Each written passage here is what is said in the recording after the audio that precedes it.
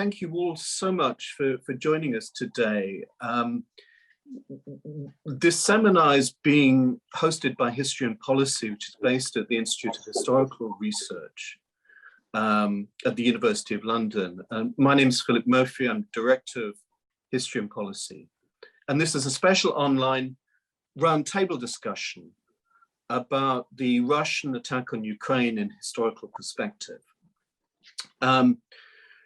We're going to be looking at a range of issues with our four expert panelists. Some of the things that we'll probably touch on are, starting with George Kennan's long telegram of 1946, the way in which foreign policy analysts have looked at the sort of long perspectives on the psychology of Russian foreign policy. We're going to look at earlier examples of Russian invasions of Afghanistan, the clampdown in Czechoslovakia and Hungary.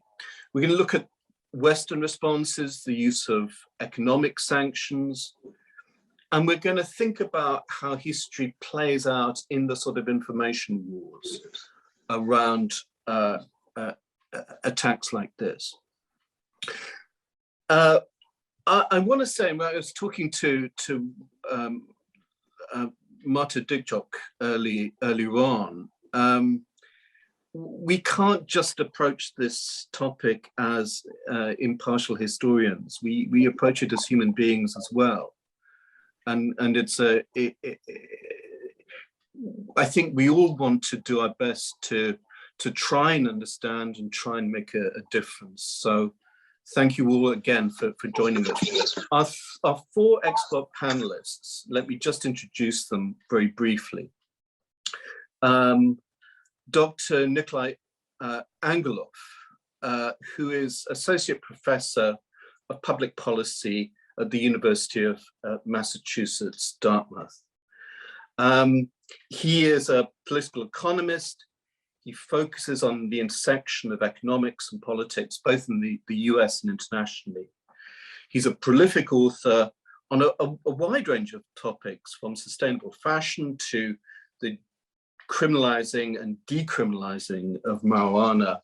And I think for our purposes, most relevant is his 2015 book on economic sanctions versus soft power, lessons from North Korea, Myanmar and the Middle East.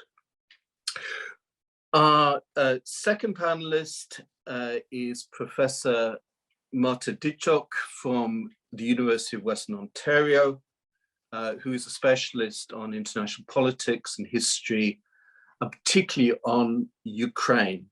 Marta's family are Ukrainian, and she's sort of focused on Ukraine throughout her academic career, but not just as an academic, but also as someone involved in the politics of Ukraine. Since the summer of 2016, she's been producing and hosting a weekly English language show called Ukraine Calling.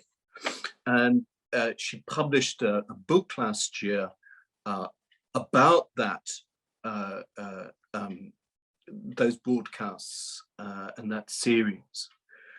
She's published in 2016, Ukraine's Euromaiden, broadcasting through information wars. She's published on a sort of 20th century history of Ukraine, the Grand Alliance and Ukrainian refugees, and Ukraine, change without movement without change, both published in 2000. Professor Jamil Hassani is a visiting scholar at the Institute of Historical Research in London. He is an Azerbaijani historian, author, and politician. In 2016-17, he was visiting professor at East China Normal University in Shanghai. He served as professor at Baku State University and at Kazai University. He's a prolific author on Soviet foreign policy.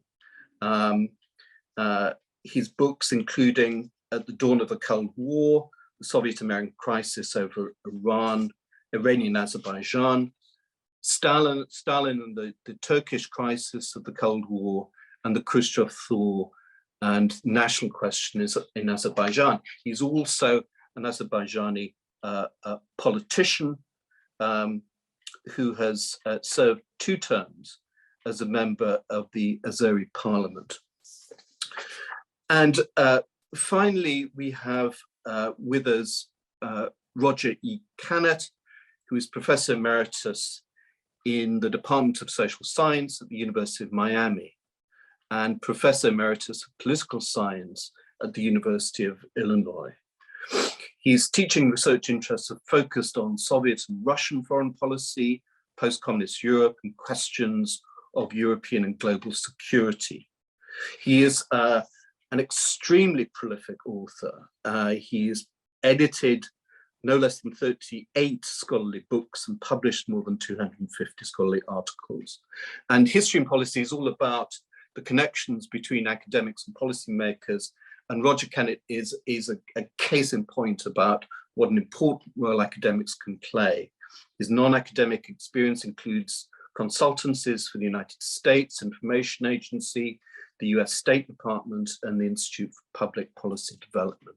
So welcome to all our 4 speakers. Perhaps I could ask, the way we're going to run this is each of the speakers will say a few words for about 5 minutes, and then we'll have a moderated discussion. Then we'll take questions from the floor. So please, as thoughts or questions occur to you, use the Q&A function on this webinar to pose questions. My colleague Jacob Ford will feed them into the discussion at the end. We will be recording this session, just to let you know. So perhaps I could ask Jamil just to start with a little bit of historical background. So Jamil, over to you. And please unmute yourself, Jamil, if you can.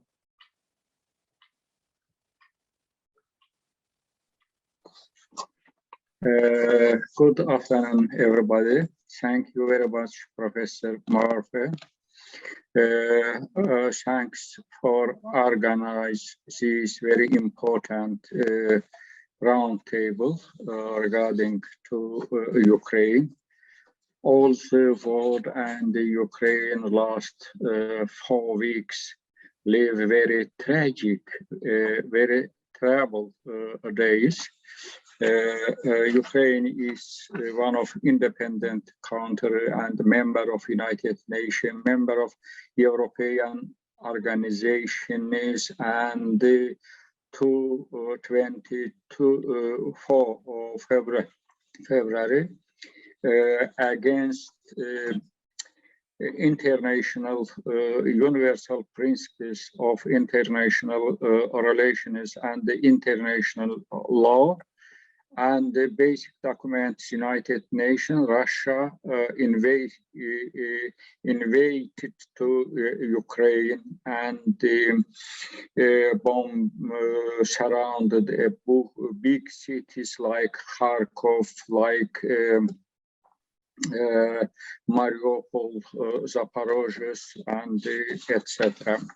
Today, same time, we are remember the George Shannon's famous long telegram.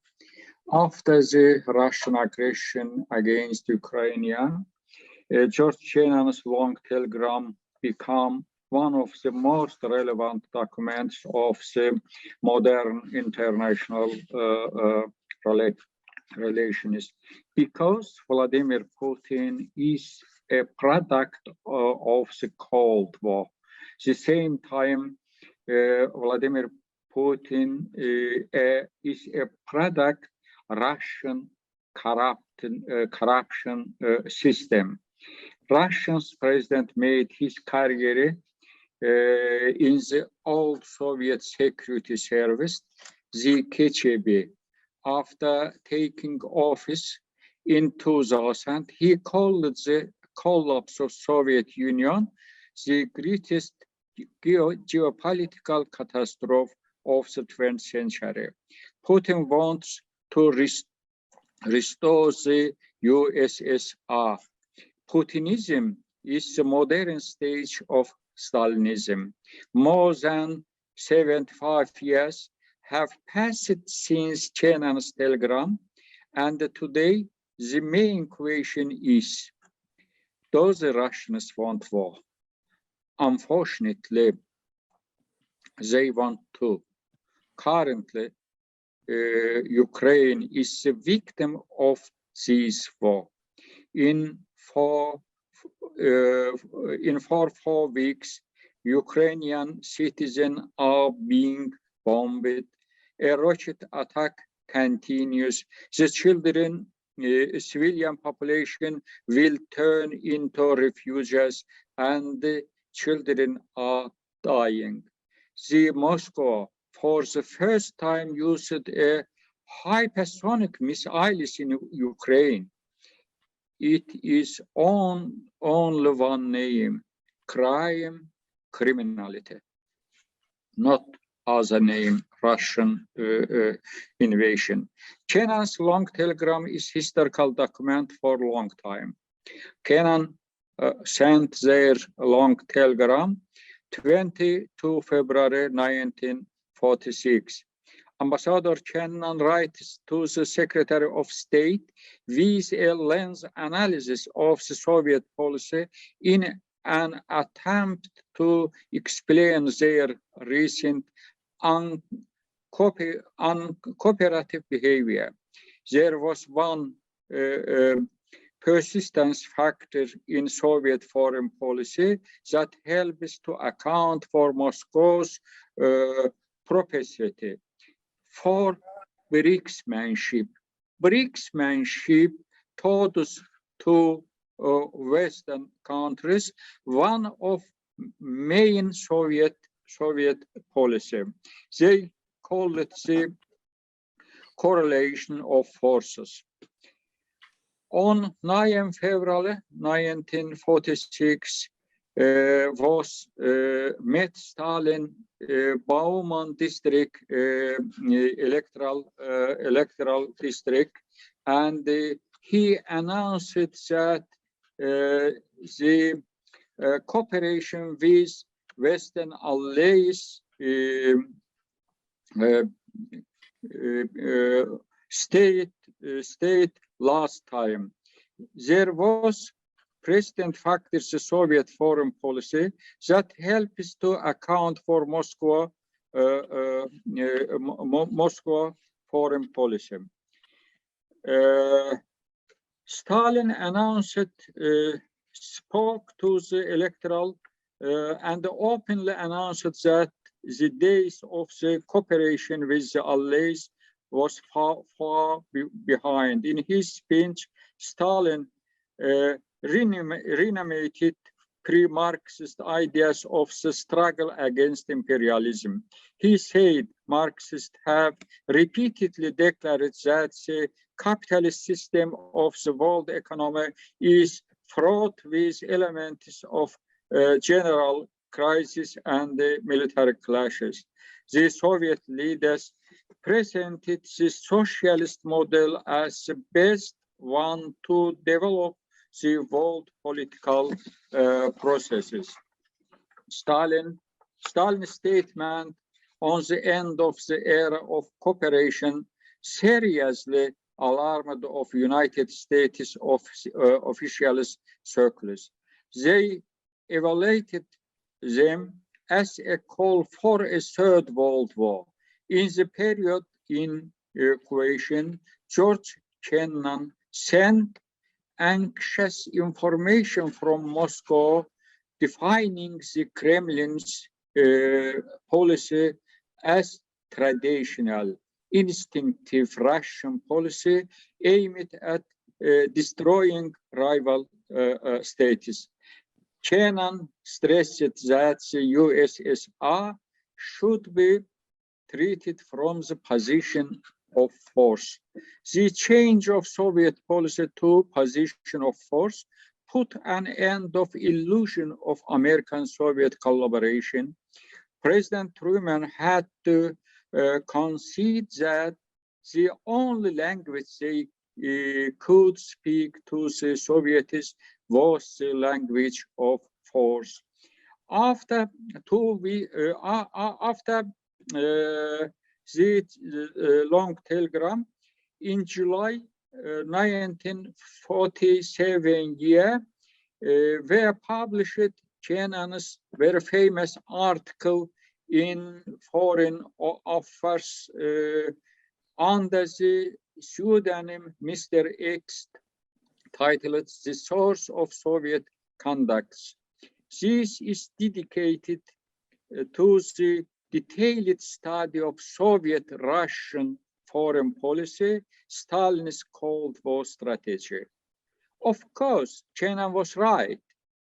The correctness of Kennan's long telegram was confirmed with the Soviet blockade of West Berlin in 1948, the sending of Soviet tanks to Budapest in 1946, the building of the Berlin Walls in 1961, the invasion of Czechoslovakia in 1968, and Afghanistan in 1979, and the threat of the invasion to Poland in 1980, and the post-Soviet period, we can be added to this list by the occupation of Georgia's province, Abkhazia and South Ossetia in 2008 and the annexation of Crimea in 2014 and finally the attack in Ukraine in 2022 . All these are the links of one chain. After the collapse of Soviet USSR, many in the West thought that Russia would change, gradually carrying out reforms and building a normal society. Of course, it was an illusion. It was the wrong approach. The source of Russian threat was not the political system, communist or Soviet ideology, but in the fact that keeping neighbors under threat, threatening the world on the verge of war is the essence of Russian governance, the way of thinking of the Russian ruling elite. That's why Kennan's long telegram is relevant today. Emil, thank you. I think we better hold it there because it's a fantastic. Slava Ukraine. Yeah, good. Well, that's really fantastically helpful background. Roger, would you like to come in and say a few words now? Just unmute yourself if you can. Yeah. There I am. Yeah. I am not a historian and will focus, therefore, not so much on Mr. Kennan, but I agree entirely with the presentation that Russian policy generally has not changed over the course, really, of the last 100 years. I'm going to focus on the Russian period, but deal also with some of the major interventions of the Soviet Union, in particular in its empire in Eastern Europe. One of the questions that you posed originally was the related to the relationship between the current bestial behavior of Russia in Ukraine and the various interventions of the Soviet Union during the 70s and 80s. There is a great difference I would argue, in terms of Russian behavior today and Soviet behavior 30 years ago, not so much because decision-making in Moscow is so different, but because resistance to Soviet behavior did not by any means compare with what the Ukrainians are doing today. The interventions in Hungary and Czechoslovakia, for example, were not as military related. They were not based primarily on the virtually entire destruction of society that the Russians were trying to dominate. The locals did not resist, were not able to resist, as well as the Ukrainians are resisting today. A second very important point is there was no Western reaction remotely comparable to the reaction of NATO, of the EU, of Great Britain, the US, and Germany, and France. So that the current situation, although I think its roots are similar, I agree entirely that one of the probably major purposes is Putin's commitment to reestablishing a greater Russia or a new Soviet Union. This has been made clear by him on numerous occasions in numerous public statements over the course of the last 15 years. So that in general, the picture that I would paint is very, very similar to the one that it just been painted of Russia as an assertive, aggressive state that if the possibility exists, is able to or is willing to intervene and to use military power. Never, however, has anything comparable to what Mr. Putin has done, not merely in the last 4 weeks, but over the course of the last 20 years. Putin was prime minister when Russia intervened or pursued its policies in Grozny. Mr. Putin and the Russians pursued a policy of absolute destruction of the opponent. Russian policy over the course of the last 20 years has been based on absolute total victory, using the most inhumane means possible in order to obtain or to gain objectives. That was true in Grozny, as many commentators on Russian policy have noted in the last month. That was true in the case, to a somewhat lesser extent, of Georgia. It was true to a degree in the cases of Abkhazia and Ossetia. It clearly is true in the case today of the virtual annihilation, total destruction of Ukrainian civilization. Over the course of the last 4 weeks, as we all know, 2.5 million, or roughly 2.5 million Ukrainians have been driven into exile. Half of those who have left are children. The Russians are bombing hospitals. They are bombing schools. They are bombing locations where refugee or where individuals are attempting to gain refuge. And I guess let me conclude, because I don't want to go on too long, that Russian behavior over the course of the last 20 years, in many respects, has become more aggressive, more assertive. The Russians have been more willing to use coercive and destructive measures than they were even during the Soviet period. A final comment I would like to make: everyone is talking about Mr. Putin as a criminal,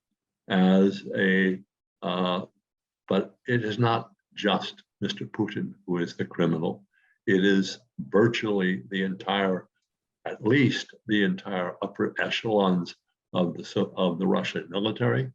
It is generals and lieutenant and captains who are firing the missiles that are destroying Ukrainian cities.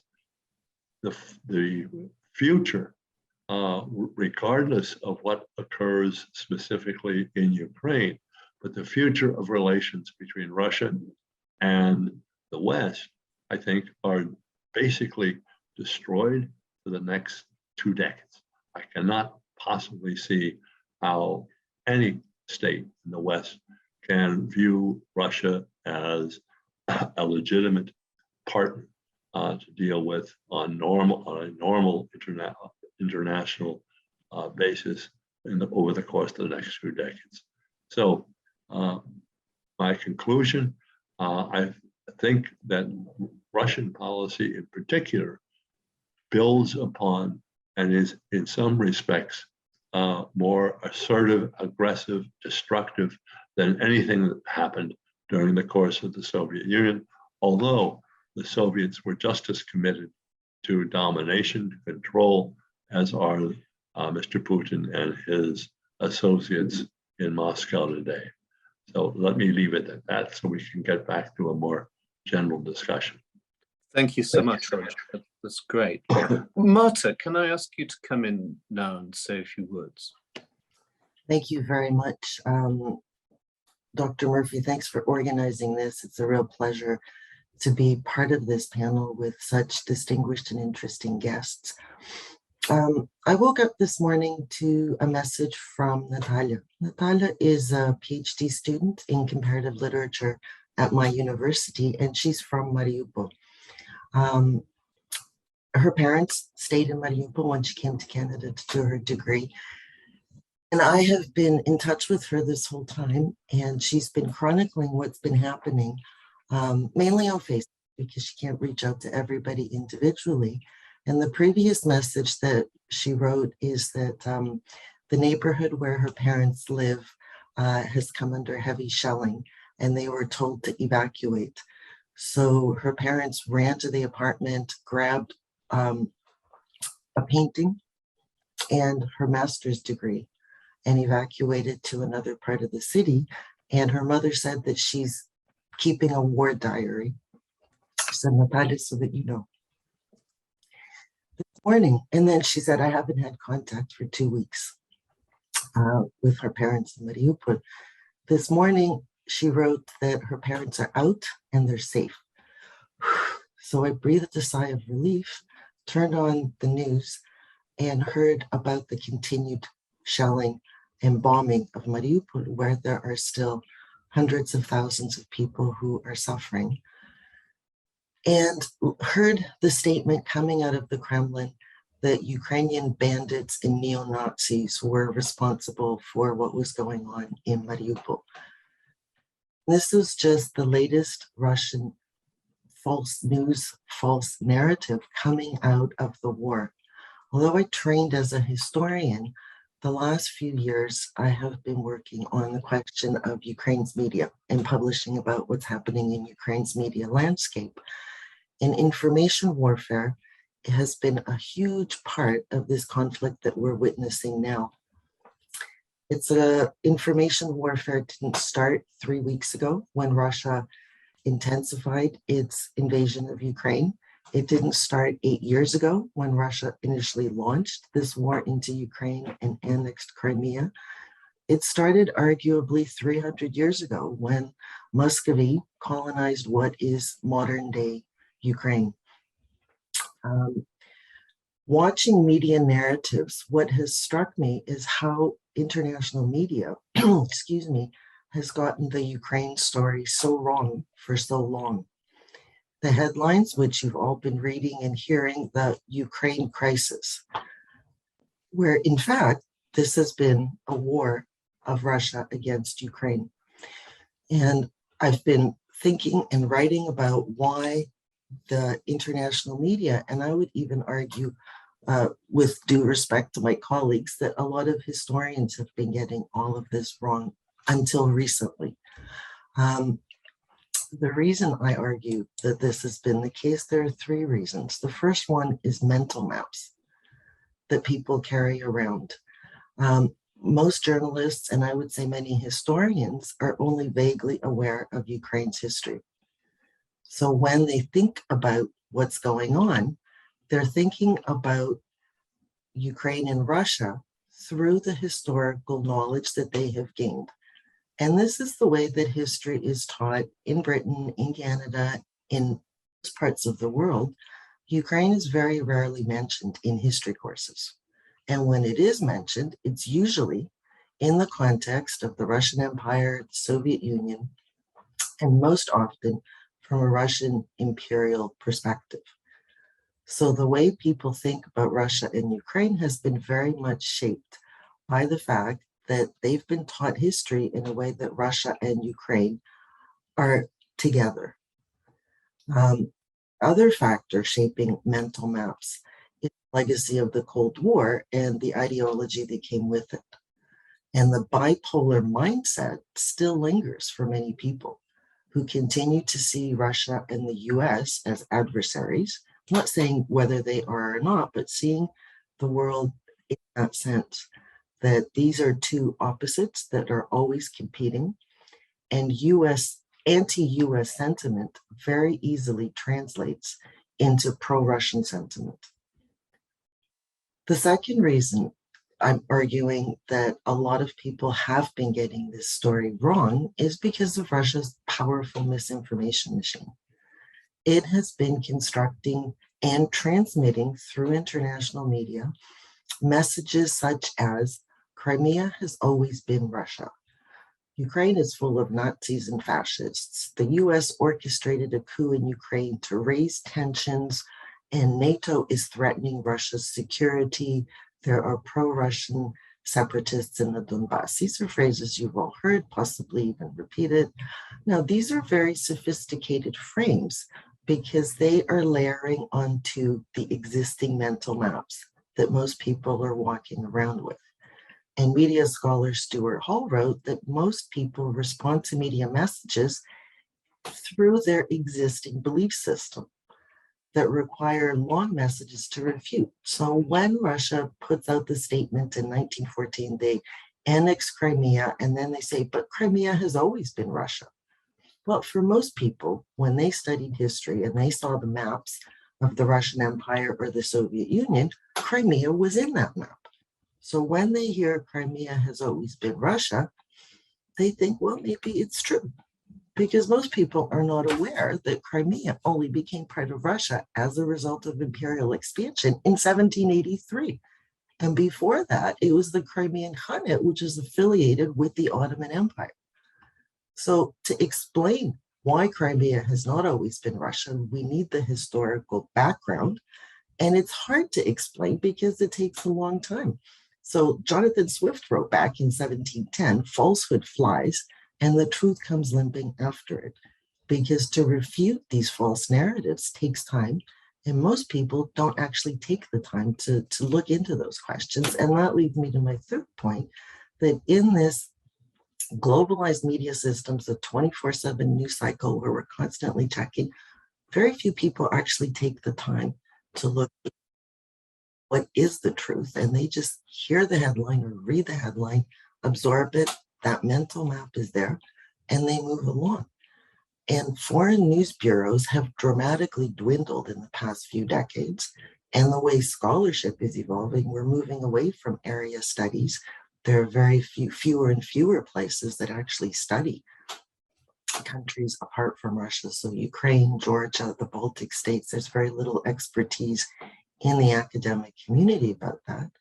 And journalists, they don't have time to fact check to get the background on the story. And so what we're seeing is what media scholars call journalism, where news is simply turned out based on press releases, syndicated news, prepackaged materials. And so these narratives that Russia is throwing out there are actually resonating. And so the Ukraine crisis, I read a headline in this morning's New York Times, the Ukraine war is possibly going to cause global food shortages. Now stop and think about that. What message does that actually send to a reader? the Ukraine war is going to cause global food shortages. It makes it sound like it's Ukraine's fault, which is actually ridiculous because Ukrainians are on the receiving end of a genocidal war, and they're being called bandits by the Kremlin's misinformation machine. So misinformation and the information warfare is something that we need to be very carefully, as historians, looking into the fact, setting the record straight and making it clear what is actually happening on the ground. And I'll leave it there. Thank you very much indeed, Marta. It's lots to think about. We'll come back to those points in a minute. Nicola, would you like to come in? I would like to. I apologize for the connectivity issues that I'm facing and the public Wi-Fi in a conference hotel. Yeah. So hope that this works. And to follow up on Martha's very important points, in the last few years, I've been working extensively researching user-generated content, the clickbait model of media messaging, and the role in media that unprofessional sources are taking in shaping media discussions and discourse. And I've been trying to relate this to my work on soft power and diplomacy and economic sanctions. Coming up with the one observation that I've been thinking I would like to raise here with this panel, discussing historical parallels. I don't know, and I'm a product of that world. I grew up in Bulgaria during the last years of the communist regime and emigrated as a teenager. So I live what I speak. But we lived in the last two generations in the Eastern Bloc in what I call lack of national cultural identity and pride. From my parents' generation, who were associating with Western culture as their own culture, trying to escape cultural oppression, to us, as my uncle said, when I came to the US, I had become an American long before I'd ever set foot in America. We lived in a global culture without local pride because we understood that we were culturally oppressed. We had no popular media and popular culture to take pride in, and we were willing to look elsewhere for information. And that is no longer the case in the Eastern Bloc. Because now we live in a reality in the Eastern Bloc and in China where, for the first time, those of us who study economic sanctions see that the bad guys have money. They've never had money before, right? So when we talk about the Russian invasion in Afghanistan, and you're looking at those poor boys, 18, 19 years old, fighting without morale because they have no pride to fight for, the brainwashing can only go so fast. The mentality of the current Russian soldier is much different. There's much more at stake to lose if there is not a rally around the flag when it comes to the economic sanctions effectiveness and the cultural support on the ground for oppositions. And I think that we're missing an important component on that. We call it rent extracting through special economic conditions that the regime is able to give its supporters. So I've been trying to understand more about the global value chains of the Eastern Bloc, as I call it, Eastern Bloc in China, commerce, their economic stability platforms, and their alternatives for trade outside of the Western world. Although we're so integrated, it's very hard in a global economy to even argue that there's such a thing as economic statehood. But we have to honestly be discussing the economic flows and the incentives to keep the repressive regimes in place. I don't have any answers to it. I'm still looking at this particularly cyber culture of message transmission on that front, but I do feel that it's missing from the media analysis of the fact that we're looking with aggressors and authoritarians now that are wealthy, and that wealth is fueling their impudence. Thank you. Thank you very much indeed. Let me start with a kind of a bigger question to all the panelists. That one of the problems historians sometimes face is a kind of Cassandra syndrome, that we we can identify trends. We talk about them, but the people in power don't want to hear. And sometimes our colleagues don't want to hear. And that struck me that there's something of that around responses to Putin over the last few years. And one saw it really as the threat of invasion was ramping up. I know a lot of my friends on the left, on social media, as intelligence warnings came through about a potential invasion, they were saying this is just old-fashioned Cold War thinking. This is the othering of Russia, the Russian bear. It's all nonsense. And then the invasion started, and they said, well, you know, look at all this outrage. What about Iraq? What about Afghanistan? And gradually they've become quieter and quieter. But it's not just the left, it's also the right. People like Trump, people in the UK, who we know that the Conservative Party was quite close to Russian donors. So I wonder whether our panelists have found this at all when they've interacted with government. Maybe I could start with Roger. As an analyst of Soviet foreign policy, how have you found, you know, the people in power in the West, in the US and elsewhere, have responded to your analysis?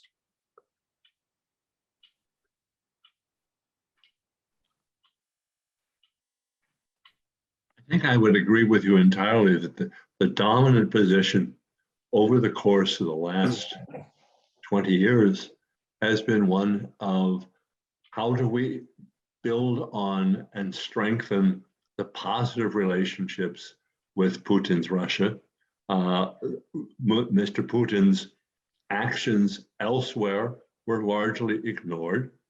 The intervention, the Soviet invasion, the occupation of Crimea got almost no negative response in the West. Yes, there was some verbal criticism, but it had little impact on the foreign policy of the United States, of Germany, France, Britain, so that I think I would go even maybe a step further than you. I think that Russian negative behavior, Russian assertiveness was largely ignored by other major international actors. Let me make one other comment, and it relates to Marta's point. The day before the Russian invasion of Ukraine, I completed the first draft of an article on the major significance of disinformation in Russian foreign policy. That is a central element of Russian policy over the course, not merely of the last couple of months, but over the last, the 50 years that I tracked Soviet and then Russian policy.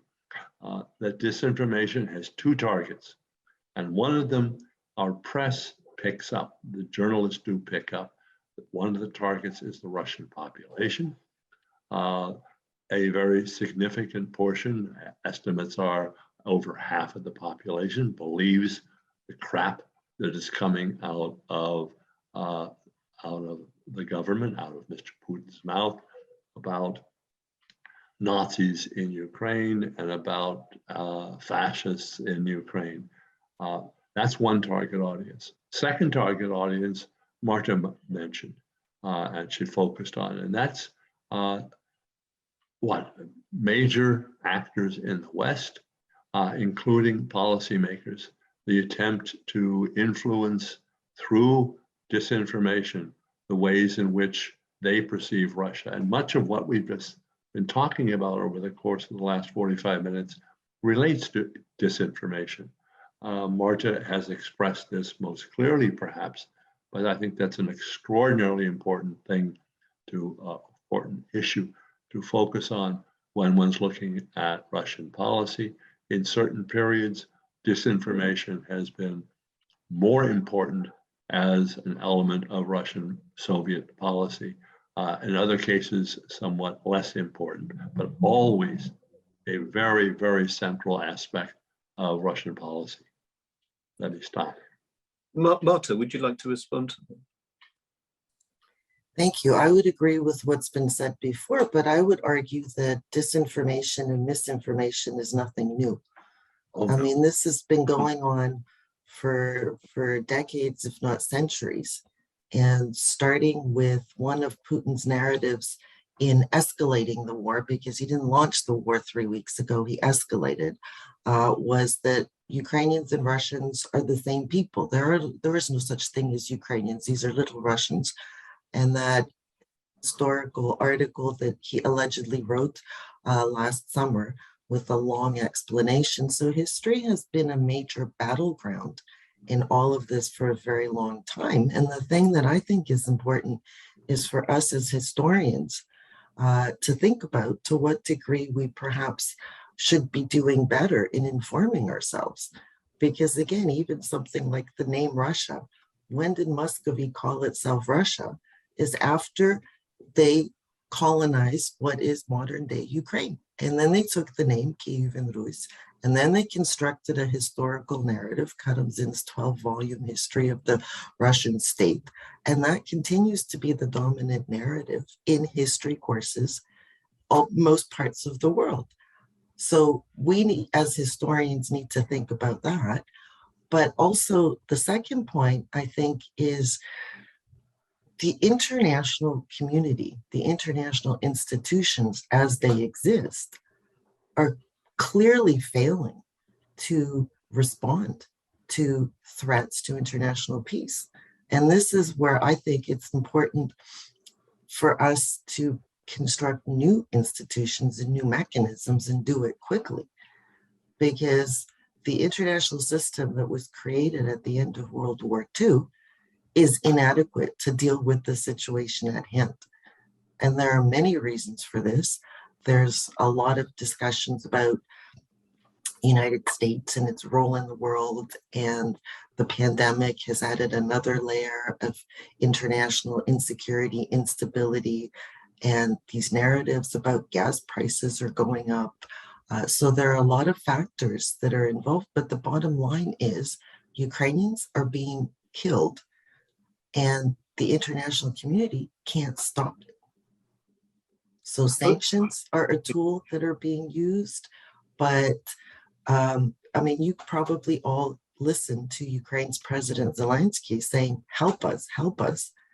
And I watched the address to Canadian Parliament, and our Prime Minister stood up and said, you guys are doing a great job. We respect you, and we will sanction 15 more oligarchs. And it's just, sometimes I'm at a loss for words. Can I just, there are a few issues that I want to follow up on, but on this question of sanctions, I mean, Nicola, you've written about sanctions as they've been imposed in earlier conflicts. What are your feelings about the likely effectiveness of what's being done at the moment? It's very complicated because of the new energy economics dynamic that's at play. It has been complicated since first Russia's aggression in Ukraine, because so much of Europe's natural gas was dependent on direct imports from Russia through the pipelines coming in. And it was all coinciding with energy insecurity globally, as we had energy prices skyrocket, prioritizing green energy development, and the European Union as a whole almost made a very, I don't want to say calculated, well, maybe calculated choice to be able to invest in renewable energy deployment, a renewable offshore wind development in particular, but only when they had a hybrid solution for those energy platforms. And that hybrid solution, in case of low signal when it came to wind or solar, was the natural gas that could be piped in on demand. So if you wanted to divest from coal, you had to have your alternative solution in case there's a low renewable energy signal into these new platforms coming from Russian natural gas. So that put even more dependence on Russian natural gas and made Russia's geopolitical role in the world much stronger. And that integration is, I think, something that economically is missing from the reluctance on the depth of sanctions, on providing military aid, on closing the airspace, is because everybody's thinking what happens to the natural gas flowing into Germany, and how is that going to be translated into the already high energy prices the Germans are paying? So I don't have the answers for it. I just feel that we need to be asking the really holistic questions of the economic interdependence, because as Martha was saying, why is this old world order and the global institutions failing at this point is because they were built to protect two ideals. One was nation statehood, independence of nations, something that in a globalized world, we are very uncomfortable talking that you have to forgo some national sovereignty and if we're going to have global governance. So this absolute reverence to national independence, and that's good and great because we're seeing in Ukraine is fighting for its own independence. But we have to talk about the fact that we have to have coordinated governance that's global with global standards and values. And the other one is prioritizing economic growth. We've always prioritized economic growth. All policies are always going to be prioritizing economic growth, worrying about energy costs, and energy is economic growth. And we don't have the solutions yet to seriously tackle those issues. And that's why sanctions, as I've written in my book, have always proven ineffective. And last example is, and I talk now a lot about Myanmar and Aung Suu Kyi and what happened in that situation with the Rohingya crisis is, when your economy is owned by the military regime and your job as a president is to be a good steward of that economy, how do you stand up to them? So when they're massacring the Rohingya, what do? Well, nothing. She didn't do anything. And that's what people don't want to honestly discuss. Who is controlling your economic factors, your factors of production, and what is the geopolitical power behind that ownership of the factors of production? Thank you very much indeed. If I can jump in here, sanctions, I think, have been imposed faster and harder than I have ever seen. So that is, I think, a really significant point to remember, that this type of coordinated effort I have never seen this before. And what I find surprising in a positive way is the number of corporations that are pulling out of Russia in ways that I frankly didn't anticipate. And the companies like Nestle and those that are still trading with Russia, they're being shamed by the corporations that have pulled out. And this is across the board. And in terms of energy, the unfortunate part for Ukraine is these things move very slowly. But even the fact that the US already said we're not going to be buying any energy from Russia, the fact that Germany on the first day of the escalation said we're halting Nord Stream 2, those are really significant moves. And I think this is an opportunity for the green agenda and the environmental agenda to move forward. And there's already discussions within particularly European capitals about improving and escalating the shift towards non-fossil fuel energy, because these discussions have been ongoing for a long time, and yet the dependency on fossil fuels, which are polluting our environment and feeding Russia's economy, that shift has already happened. So I think in the long run, the changes, this is a harbinger for positive change. Sadly, that does not help Ukrainians right now, because the threats they're facing, and let's not forget the fire in the Zaporizhzhia nuclear power station, where the Russian forces attacked the city, attacked the nuclear power station, and they wouldn't allow the Ukrainian firefighters in to put out the fire. That night, I couldn't sleep at all until I heard that the fire had got put out. But this is a question, again, for the international community. What do you do? because people are saying, oh, it's unfortunate that Ukrainians are being killed. They're so brave. But it's when that nuclear power station was on fire that was, I think, when people really should have said, okay, well, what do we do? Because that would have been like Chernobyl times 4. And that's not just sort of standing back and watching. So here, I don't have an answer of what the solutions are, but they need to be found. And this is the time to be looking for those solutions and not having conferences about it in academics, but policymakers need to be thinking about this right now, because there are other nuclear power stations in Ukraine. So the threat hasn't gone away. Thank you very much indeed. I see that there are a couple of questions already in the chat, but please do use the chat to pose questions. We'll move to questions in about 5 minutes or so. I've got a question about information warfare. And I think Marta was saying information warfare is not a 21st century phenomenon. It's a much older phenomenon. And indeed, shortly after George Kennan wrote his telegram, published his article, the British Foreign Office established the Information Research Department, which was specifically intended to fight a sort of information war. And funny enough, about a week ago, there was a short piece, I think, in the Times, suggesting that the Foreign Office might be thinking of restarting that operation in a different form. I mean, it sort of petered out in the 1970s. And one wonders whether that was why they leaked that information, obviously they're thinking about it, but potentially it feeds into a kind of Russian narrative that we're doing propaganda, you're doing propaganda, everything is propaganda. So the question is really, how does the West try and counter Russian propaganda? And what is the part for it? Should it be state-run? Should it be multifaceted? What is the role of people like us, historians, academics, putting forward a more reliable narrative? I mean, Jamil, you're a historian and a politician, and you know the kind of the political uses of history. What are your feelings about what we can do now?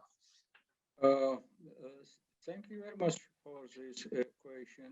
This is very interesting regarding to... We can't hear, Jamil, we can't hear you very clearly. Could you just speak up a little bit more?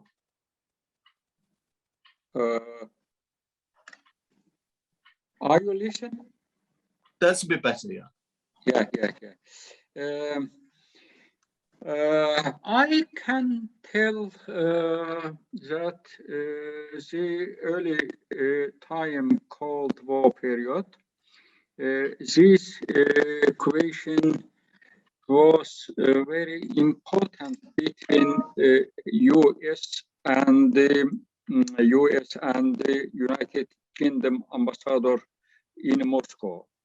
And after the Kennan's telegram, British ambassador Frank Roberts sent to Foreign Office very interesting telegram, likes to Kennan's telegram. Maybe they are discussed between this problem regarding to Russian ambition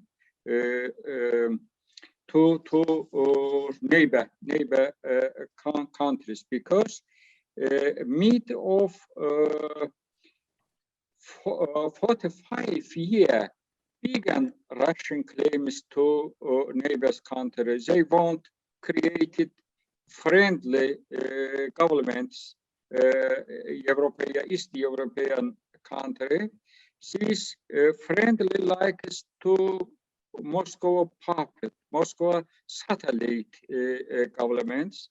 At the same time, they are claimed to Turkish territorial claims, and they created military base to Straits region.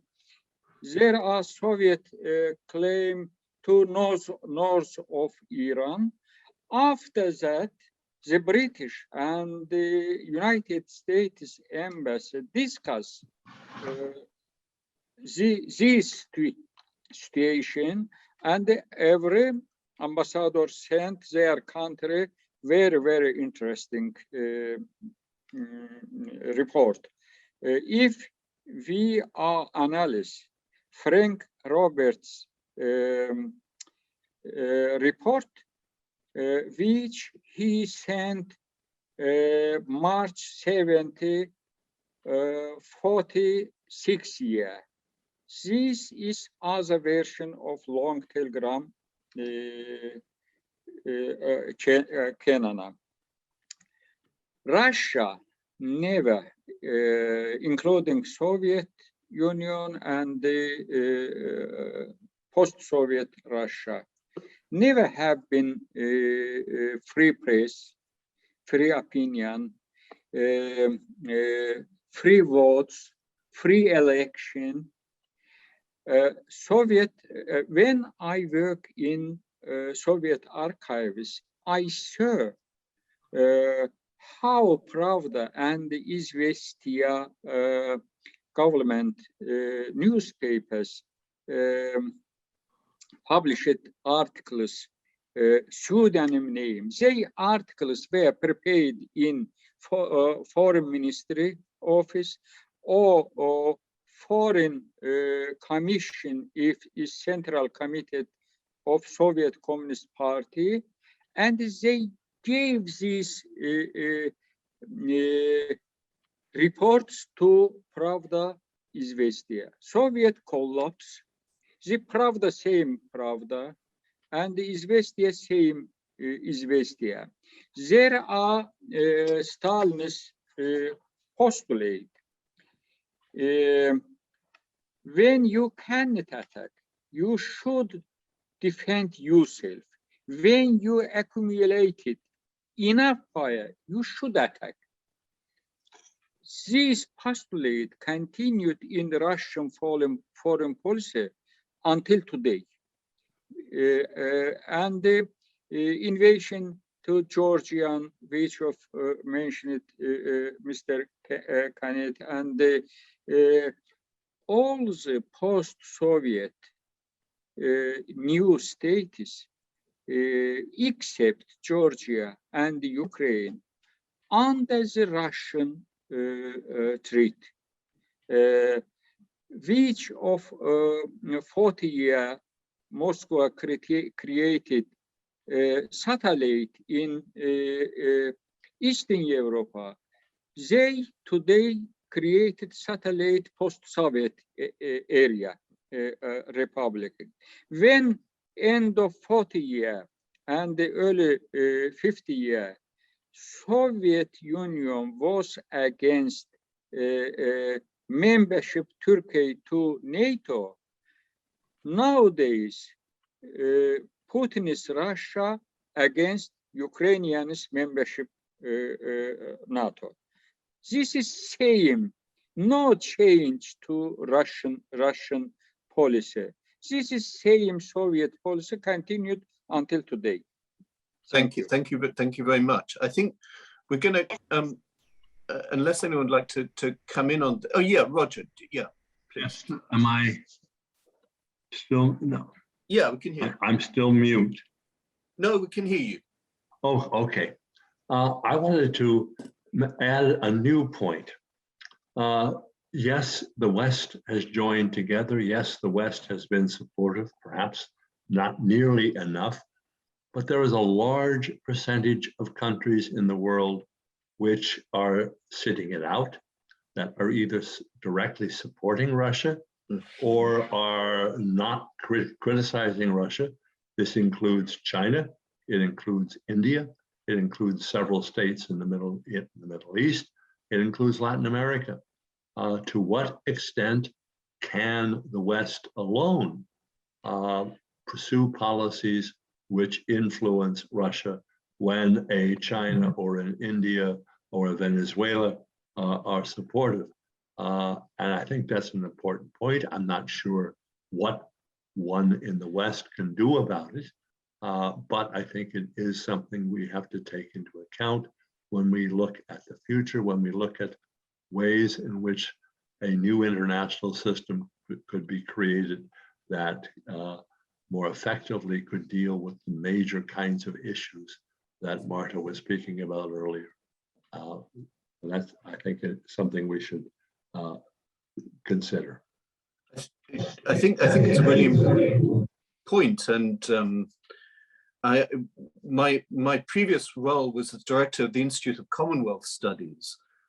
Shortly after the Soviet invasion, the Commonwealth Secretary General, Patricia Scotland, put out a kind of ringing condemnation of the invasion.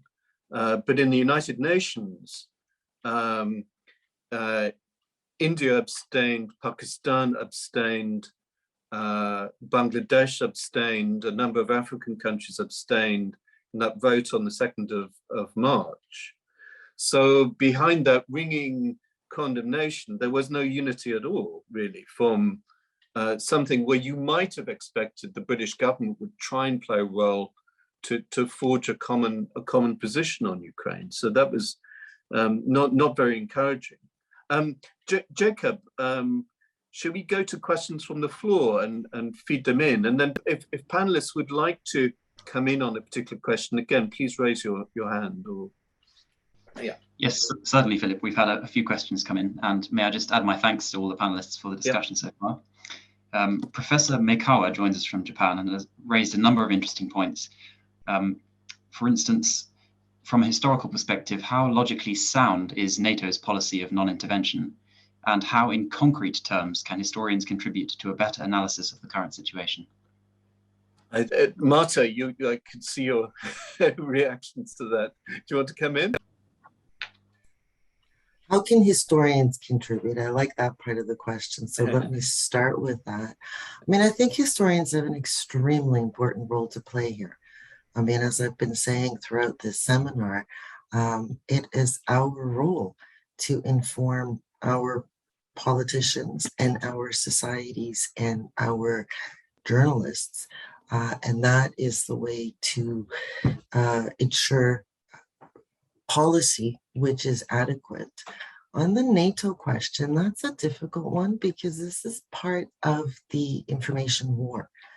And everybody in the audience remembers that Putin's one of his things was, well, NATO is threatening us, therefore we have to attack Ukraine, which is ridiculous because Russia was one of the first countries to form a partnership with NATO back in 1994. The Partnership for Peace was signed with the Russian Federation.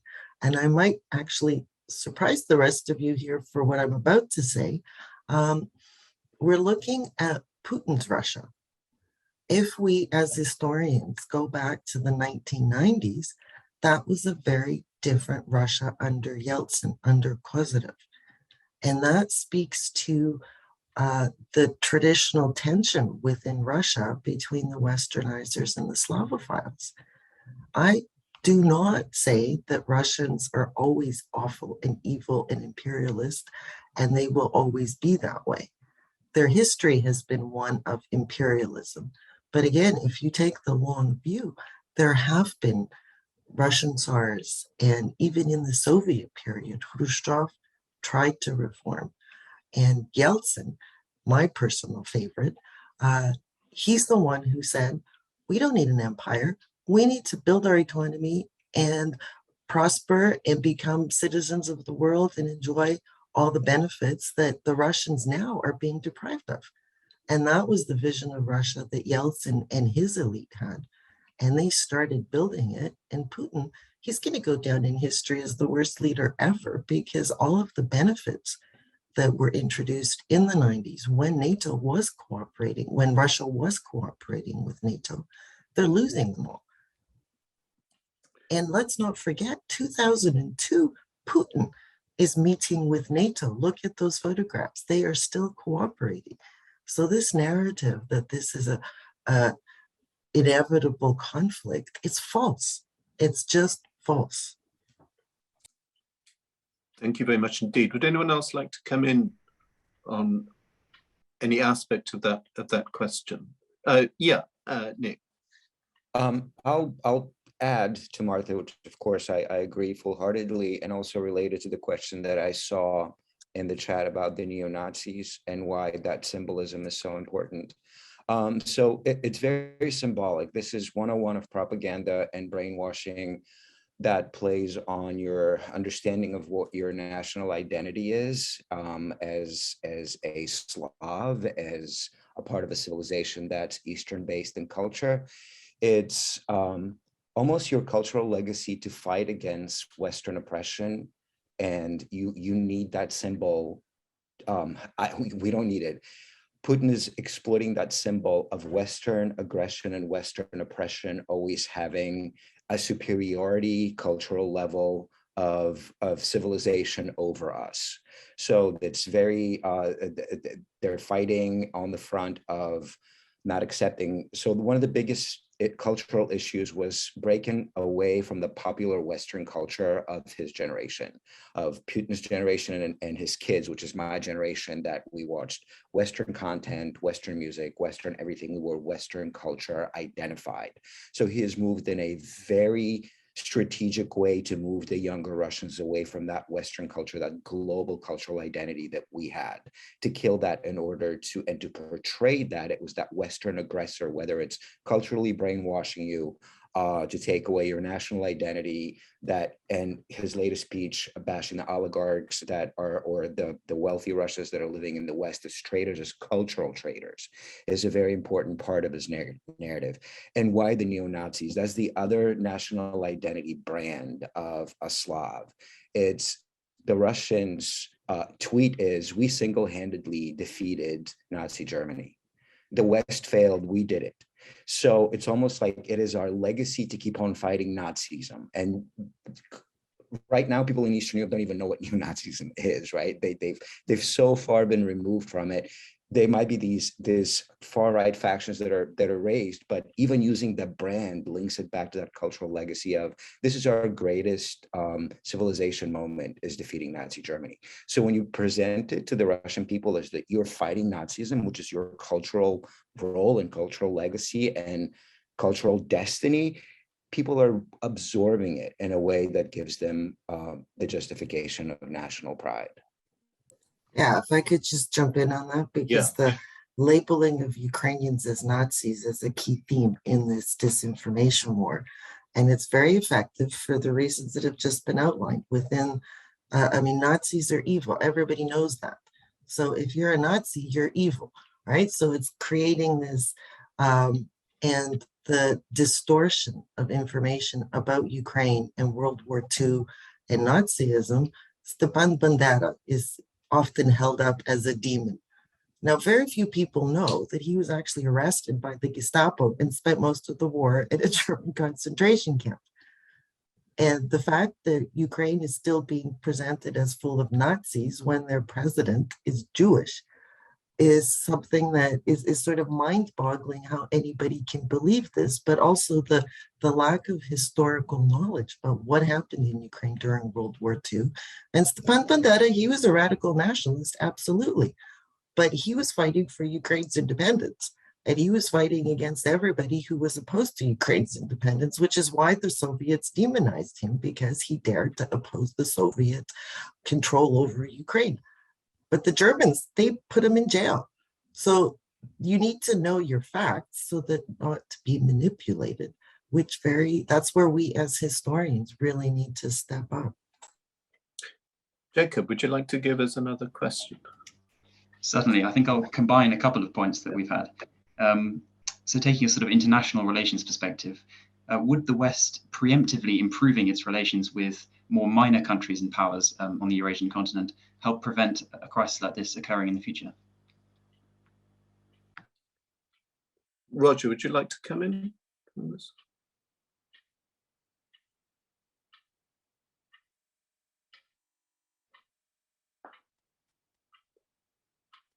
I think you're still muted, Roger.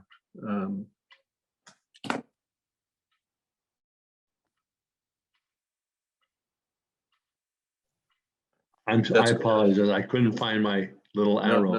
Sure.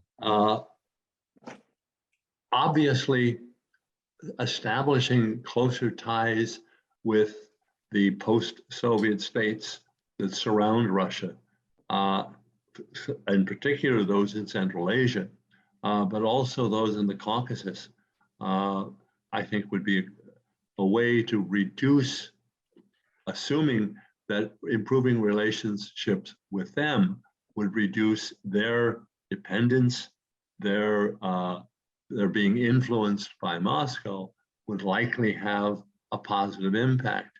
But given a point that I made very much earlier, given the likely long-term, decades-long negative impact that the Russian intervention in invasion and destruction of Ukraine is going to have on Western relations with the West, I'm not sure to what extent Russian policy is going to be influenced, even if countries on its borders are less dependent upon them.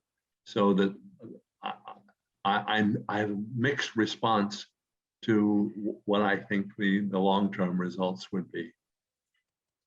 Thank you. Would anyone else like to come in on this? Absolutely. Yeah. If I was advising Western leaders, I would say forge links with the non-Russian areas of Russia, because where does Russia make its profits? Selling energy. Where is the energy located? Is it in the Russian part of the Russian Federation? No, it is not. The Russian Federation, let's not forget, and again, these are these mental maps. We think of Russia as Russia. It's the Russian Federation. And there are a lot of non-Russians living in Russia, including the areas where the energy is located. So if I was engaged in this kind of that's where I would be focusing my energy. Because let's, again, as historians, let's go back to 1991. What happens is the republics leave because it's not that difficult for them to do so constitutionally. And then some of the republics within Russia try to leave, like Chechnya, like Tatarstan. They can't leave. And we see what happens with Chechnya. They're landlocked, they don't have support and so on. But the Russian Federation, they were afraid that they would splinter. And perhaps this war is what's going to be the trigger for that process. And that would cause a huge geopolitical shift. Not to mention, the future of Russia will be a big question mark. So Putin has a lot to answer for here. Thank you very much. Jacob, another question then. Certainly, building on a point that Professor Canet made, will the future normalization of relations with Russia and the West require the removal of the entire upper echelon of the Kremlin leadership?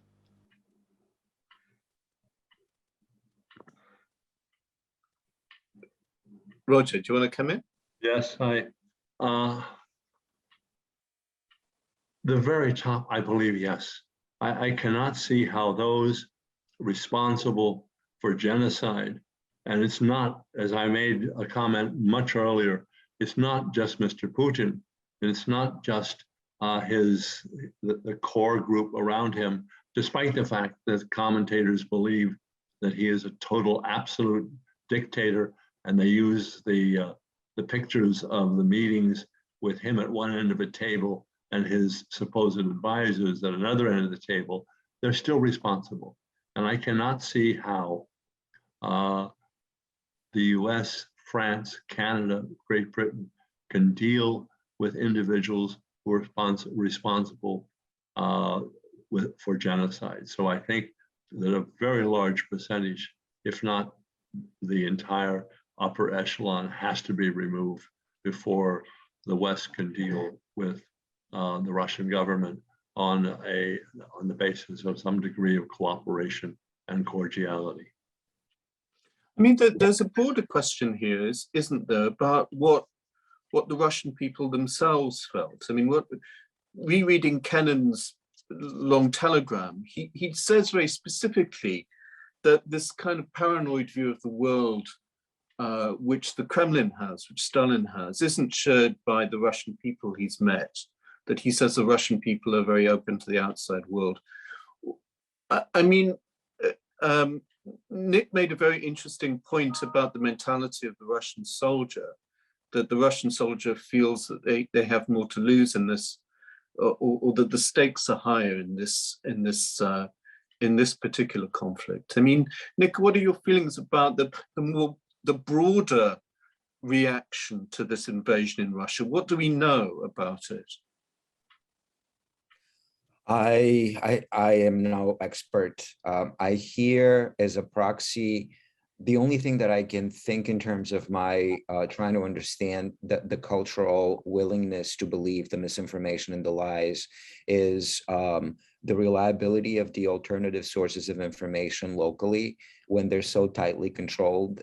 User-generated content has been pretty much erased, and even when it and what I mean by user-generated content is the advent and proliferation of not just social media, but activist and social activist digital presence. When those messages are being proliferated to the average consumer of media, and that average consumer is, for our intents and purposes, is that soldier who is going to need the morale to be fighting in this war, which is terrible. Where's their belief system coming from? And why are they willing to believe the misinformation? What is it? What is in it for them? When I look at some of my extended, I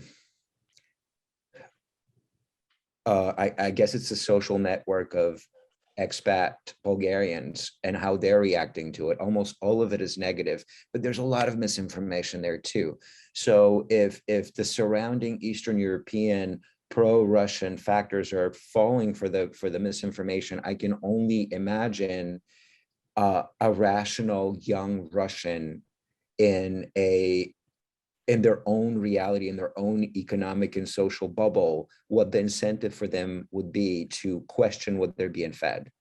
And I don't have an answer to that. At the risk of dominating, can I jump in Not here at again? all. Go in. There's a few points there.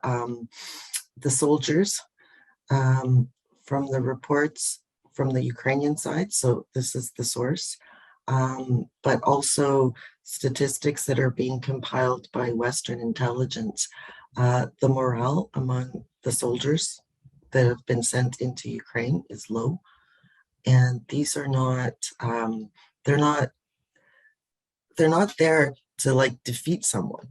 A lot of them have been saying, we were told we were going on maneuvers, and what are we doing here?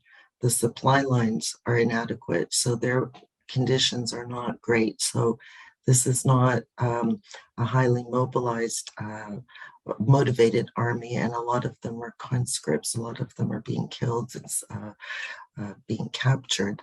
In terms of broader public opinion within Russia, I think we really need to be careful, because non-democratic societies, it's hard to get a good read. That said, there have been a number of public opinion polls that have appeared over the last week or two. They consistently show that there is majority support for Putin and the war. I think we should take that with a grain of salt, because it is a non-democratic society.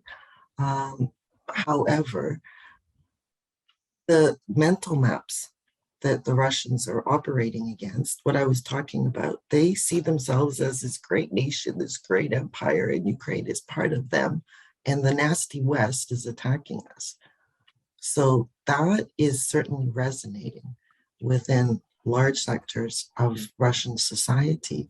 But the final point is that there are a lot of cosmopolitan Russians, some of whom live within the Russian Federation, some of them who live internationally, who don't buy into that, you know, the West is against us and we're a great empire. They are cosmopolitan.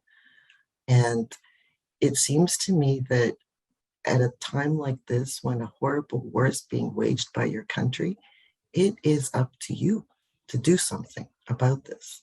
And I've been saying since the beginning, the only way to stop Putin is from the inside.